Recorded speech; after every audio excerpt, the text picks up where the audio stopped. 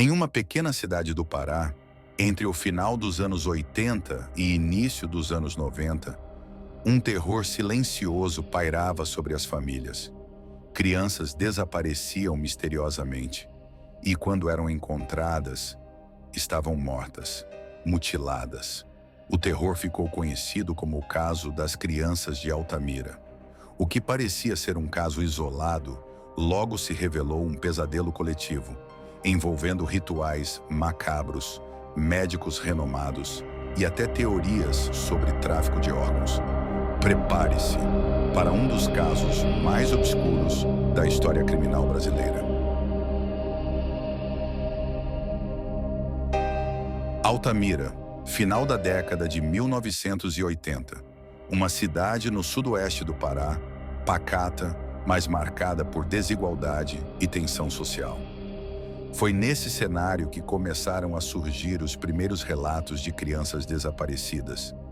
Todas meninos, com idades entre 8 e 14 anos. Em 1989, o corpo de Raimundo Nonato foi encontrado, mutilado. Os órgãos genitais haviam sido retirados. O mesmo aconteceu com Delcimar Silva. No total, entre 1989 e 1993, 13 casos semelhantes foram registrados. Crianças sequestradas, mantidas em cativeiro por dias, violentadas, assassinadas e mutiladas. Mas o mais bizarro, não havia qualquer padrão claro entre os autores. Ninguém via nada, nenhuma pista. A cidade vivia um verdadeiro estado de pânico. Pais não deixavam mais os filhos saírem sozinhos, e a polícia parecia sempre um passo atrás. Com o tempo, uma teoria começou a ganhar força. Os assassinatos não eram aleatórios. Faziam parte de um ritual macabro.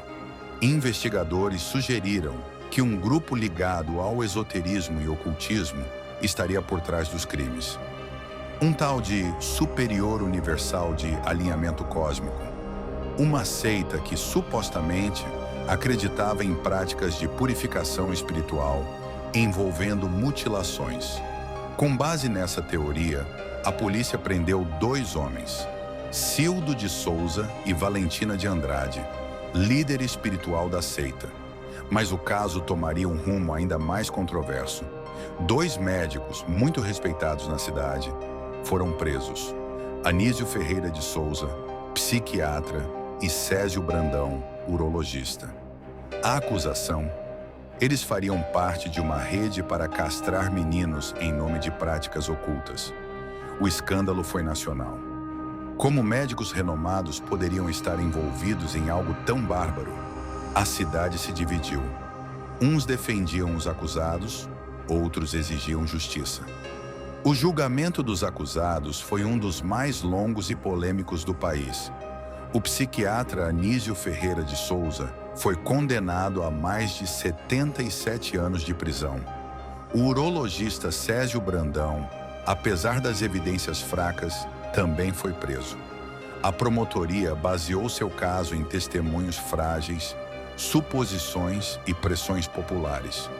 Houve denúncias de tortura para a obtenção de confissões e a própria líder da seita, Valentina, chegou a ser liberada por falta de provas concretas. O Brasil assistia a tudo com espanto. Havia muitas perguntas, mas poucas certezas. Até hoje, há quem diga que os verdadeiros culpados nunca foram punidos e que os médicos foram usados como bodes expiatórios para acalmar a população e encerrar o caso. Nos anos seguintes, jornalistas independentes e documentaristas começaram a apontar falhas graves na investigação. Vários dos meninos assassinados não tinham qualquer ligação com os médicos. Nenhuma prova material ligava os acusados aos locais dos crimes. A teoria do culto era baseada em achismos e nunca se comprovou a existência real de rituais. Em 2003, o caso voltou a ser investigado e parte das penas foi revista. Mas o estrago já estava feito. Altamira nunca mais foi a mesma. Muitos familiares das vítimas afirmam que justiça nunca foi feita E para eles, pouco importa quem estava envolvido. O que dói é a certeza de que alguém escapou impune. Até hoje, não há consenso sobre quem matou as crianças de Altamira. E por quê? Mais de 30 anos se passaram e ainda ecoam na memória dos moradores de Altamira os gritos de medo, a dor das famílias, a sensação de impunidade. O caso das crianças de Altamira nos deixa uma pergunta difícil. Quando o sistema falha, quem protege os inocentes? Justiça não é vingança, mas também não pode ser conveniência. Enquanto a verdade não for completamente revelada, esse dossiê permanece aberto.